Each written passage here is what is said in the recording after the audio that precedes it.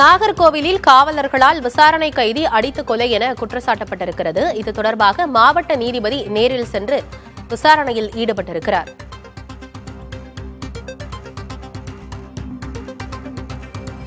விவரங்களை வழங்குவதற்காக செய்தியாளர் கோகுல் இணைந்திருக்கிறார்.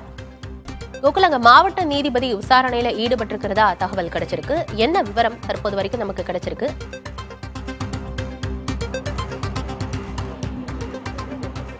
வணக்கம். அதாவது நாகர்கோயிலை அடுத்த ஈத்தங்காடு பகுதியை சேர்ந்தவர் சபரிவர்மன். இவர் கடந்த 9ஆம் தேதி 200 கிராம் குட்கா விற்றதாக தென் தாமரைக்குளம் போலீசாரால் கைது செய்யப்பட்டார். இந்த நிலையில் கைது செய்யப்பட்டு சிறையில் அடைத்த நிலையில் கடந்த 13ஆம் தேதி திடீரென சிறையில் மர்மமான முறையில் உயிரிழந்தார். இதனைத் தொடர்ந்து அவரது உறவினர்கள் தொடர்ச்சியாக போராட்டங்கள், ஆர்ப்பாட்டங்கள் என பல கட்ட போராட்டங்களை முன்னெடுத்தனர். அவர்கள் ஒரு மிகப்பெரிய குற்றச்சாட்டை முன்வைத்தனர். அதாவது சிறையில் சபரிவர்மனை போலீசார் அடித்து கொலை செய்ததாக ஒரு குற்றச்சாட்டை முன்வைத்தனர். அதனைத் தொடர்ந்து இன்று காலை பிரேத பரிசோதனை நடந்தது.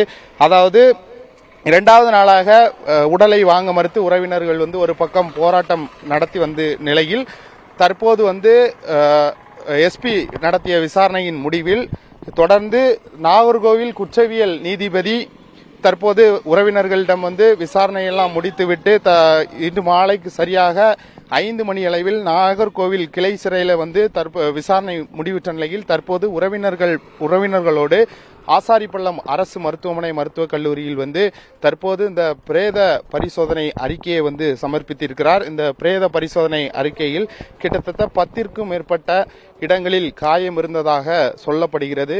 தொடர்ச்சியாக உறவினரோடு நீதிபதி பேசி வந்த நிலையில் தற்போது இன்னும் சற்று நேரத்தில் இந்த பிரேத பரிசோதனை அறிக்கை வெளியாக உள்ளது. இது தொடர்பாக அரசியல் கட்சியினர், பல எதிர்க்கட்சி தலைவர் உள்ளிட்ட பலரும் கண்டனம் தெரிவித்து வருகின்றனர்.